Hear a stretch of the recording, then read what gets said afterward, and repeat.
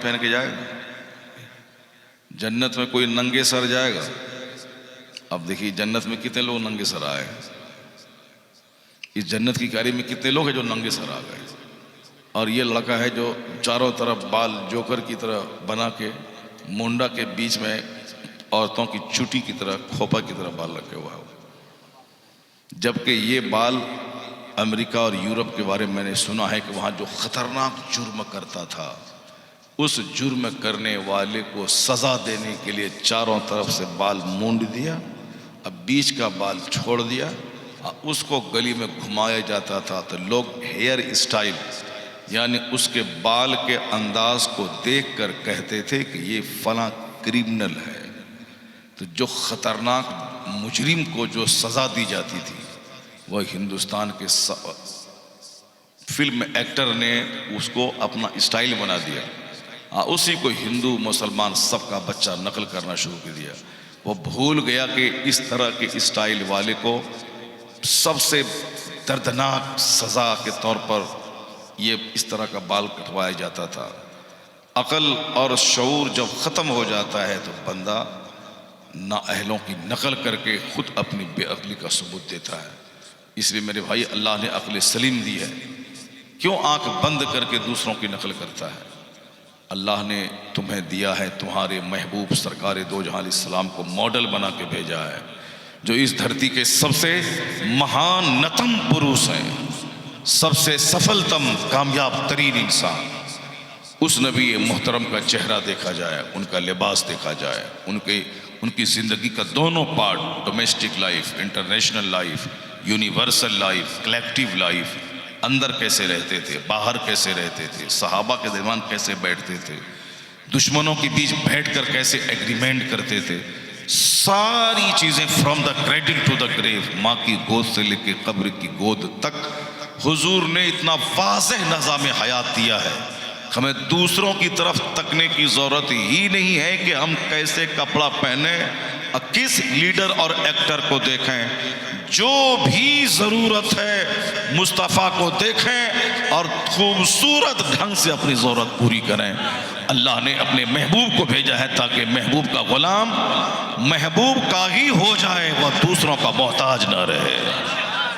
और इसी को सरकार आला हजरत ने अपनी ज़बान में कहा, क्यों यहाँ वहाँ तकता है, लिबास क्यों लेता है किसी हीरो का, चेहरा क्यों लेता है किसी लीडर का, शादी ब्याह की तकरीब क्यों लेता है किसी ज़मींदार का, क्यों दूसरों को तकता है, कभी हीरो के दरवाजे पे, कभी एक्ट्रेस के दरवाजे पे, कभी लीडर के दरवाजे पे, कभी नेता के दरवाजे पे। मत जाओ इधर उधर, एक नारा लगा, उन्हें जाना उन्हें माना, न रखा गैर से काम, लिल्लाहिल हम्द, मैं दुनिया से मुसलमान गया।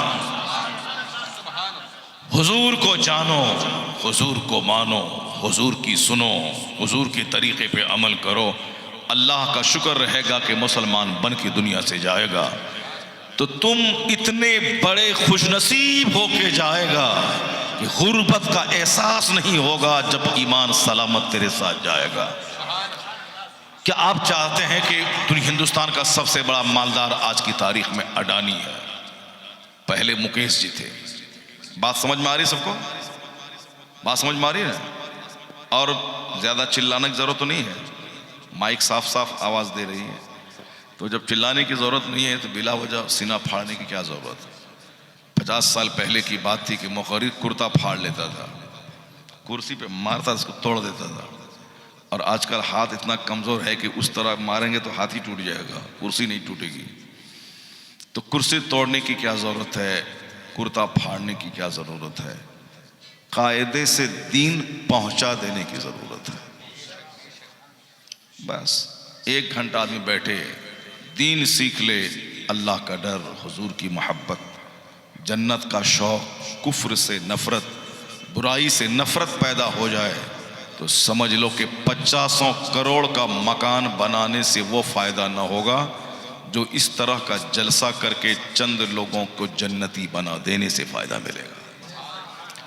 जो लोग ये कहते हैं कि जलसा कराने से क्या होगा, समझ लें कि इस धरती का सबसे घटिया आदमी है, सबसे रजील आदमी है।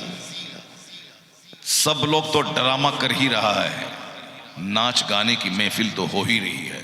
अभी नवंबर दिसंबर का महीना आया, जितने भी गैर मुस्लिम के यहाँ फंक्शन होगा, कार्यक्रम होगा, वो सब में औरत आती है, नाचती है, रंडी आती है, नाचती है। तो जो पैसा चंदा करके रंडी को नचवाता है, लाखों लाख रुपए खर्च करता है, उसके बारे में उसका आदमी नहीं बोलता है कि इसको कराने से क्या फ़ायदा होगा।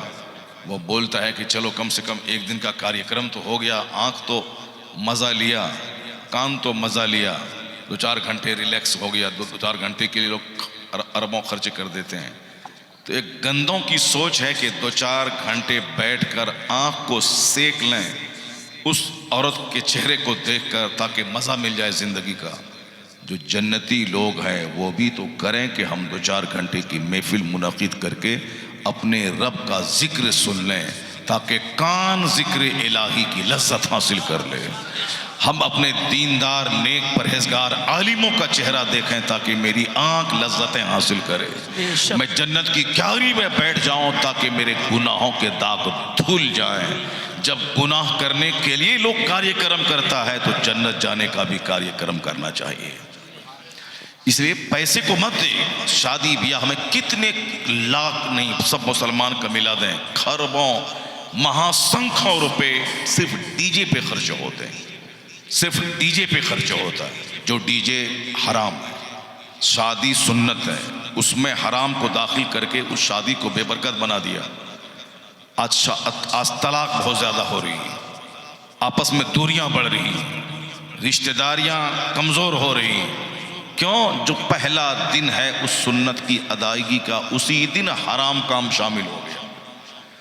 उसी की नहूसत है कि शादी की बरकतें ख़त्म हो गई, उसी की नहूसत है कि रिश्ते टूट गए, तलाक हो रही है। फिर भी हमारी माँ बहन बेटियों को शऊर नहीं है कि बेशुमार लड़कियों को तलाक हो गई, घर में बैठी हुई हैं, और फिर भी जलसे में हल्ला कर रही है। क्या है? देखो, चुप रहो, चुप।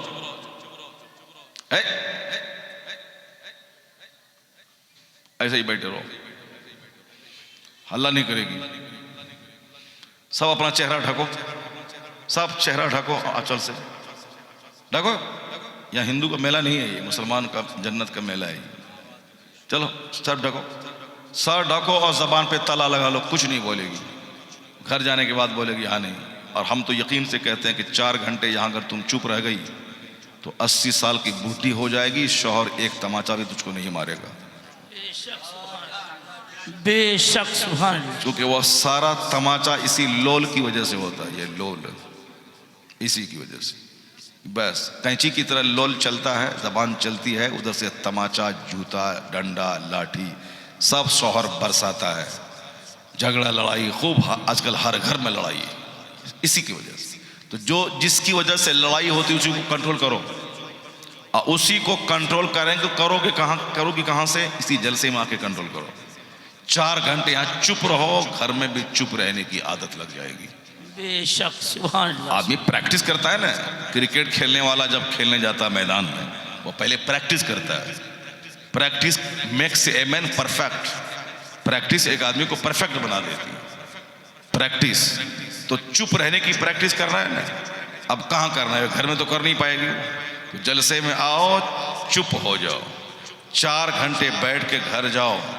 अगर लगातार 4-4 घंटे चुप रहे तो शौहर के सामने भी चुप रहने की आदत लगेगी। और शौहर के सामने अगर चुप हो गई तो शौहर का सीना इतना खुश हो जाएगा, वो बोलेगा कि जैसे मैं जन्नत की हूर के सामने मैं खड़ा हूँ। जन्नत की हूर अपने शौहर को तकलीफ नहीं देती है। जन्नत की हूर इस कदर मुस्कुराती है कि शौहर का दिल बाग-बाग हो जाता है। तो ज्यादा चपड़ चपड़ करने से शौहर खुश नहीं होता है, खामोश रहने से शौहर खुश होता है। आजकल हर घर में दंगा लड़ाई सिर्फ इसकी वजह से, सिर्फ हर घर में जहां रास्ते से गुजरिए अंदर में फाइटिंग चल रही है। और बम्बई और बेंगलोर में संडे के दिन तो जबरदस्त फाइटिंग होती है, क्योंकि डेली तो लोग काम पे चले गए, शौहर आया, उठ सोया, सुबह सवेरे ब्रश व्रश किया, पैंट शर्ट पहना, गाड़ी बैठा, काम पे चला गया। फिर शाम में आया, थका मांदा चूर हुआ, टेलीविज़न के सामने बैठ गया, अपना खाया पिया, सो गया। तो अब बीवी से बात करने का मौका नहीं मिलता। वो संडे के दिन छुट्टी रहती है, उस दिन बात है, वह फाइटिंग शुरू होती है। तुम ये नहीं करता है, तुम वो नहीं करता है, तुम ये ऐसा नहीं किया, फलां का शौहर अमेरिका घुमा के ले आया अपनी बीवी को, तुम नहीं कहीं ले गया, तुम्हारा हाथ मेरा बाप हमको दे करके हमको मेरी ज़िंदगी बर्बाद कर दिया, तुम्हारे से शादी हो करके हमारी ज़िंदगी ख़त्म हो गई, बर्बाद हो गई, तुमसे अच्छा शौहर मिल गया होता हमको तो हम माला माल अच्छे रहते। वो बोलता है कि तुम जैसी बदसूरत औरत को कौन हमारे अलावा कोई तुमको उठाता, तो ये तो हम ही थे कि तुमको उठा लिए, वरना हमारे अलावा तुम्हारा कहीं गुजर बसर नहीं होता। मन तो करता है कि काट दे तुमको चुड़ैल और भूतनी। घर आने के बाद आदमी खुश रहता है, मगर तुमको देखने के बाद मेरा मूड ख़राब हो जाता है। मगर ये छोटा छोटा बच्चा नहीं रहता तो हम तुमको काट देते, मार के भगा देते, तलाक दे देते। मगर ये तो दो बच्चा का मुंह देख के तुझको हम संभाल रहे हैं। यही पूरा दिन यही होता रहता है, लड़ाई झगड़ा लड़ाई। और जिस घर में लड़ाई हुई उस घर से रहमत का फरिश्ता रूठ जाता है। बच्चे तेरे बीमार पड़ते हैं, तेरे घर में बरकत नहीं होती, पैसा कमाता तेरा शौहर बहुत ज़्यादा, ये सिर्फ लड़ाई झगड़ी की वजह से होती है।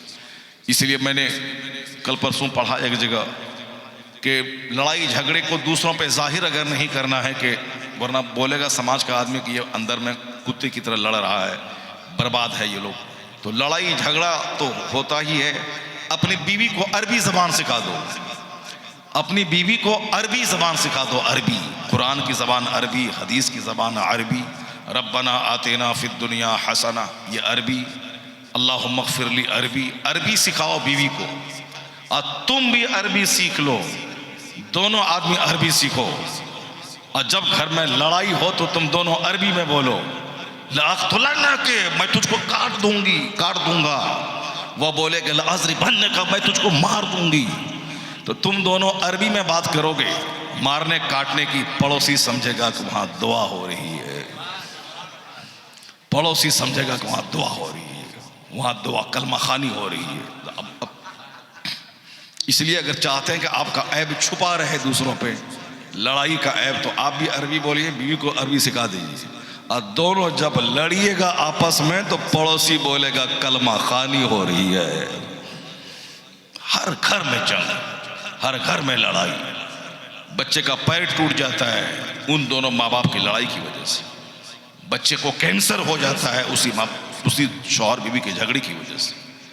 बच्चा दाइमुल मरीज बन जाता है, मरते दम तक का मरीज, उसी दोनों गीदड़ों और क्या बोलेगा गिदड़िया, उन दोनों की जंग की वजह से, दोनों की वजह से आज घर घर में लड़ाई कर रहे हैं। संडे का दिन फाइटिंग घटी है बेंगलोर और साहब बम्बई में, और धीरे धीरे देहात में भी शुरू हो गया। देहात में जहाँ मर्द कोई काम नहीं करता है वहाँ डेली फाइटिंग डे, और वो शहर में सिर्फ संडे को फाइटिंग डे। अगर हमारी माँ बहन चाहती हैं कि घर रहमत का खजीना बन जाए तो जबान पे खामोशी का ताला लगा, और जब जबान खोल तो बोल ला इलाहा इल्लल्लाह मुहम्मदुर रसूलुल्लाह। जहाँ जिक्र होगा, जहाँ दुरूद होगा, जहाँ कलमा होगा, जहाँ कुरान पढ़ा जाएगा, उस घर में फरिश्तों का आना जाना शुरू हो जाएगा।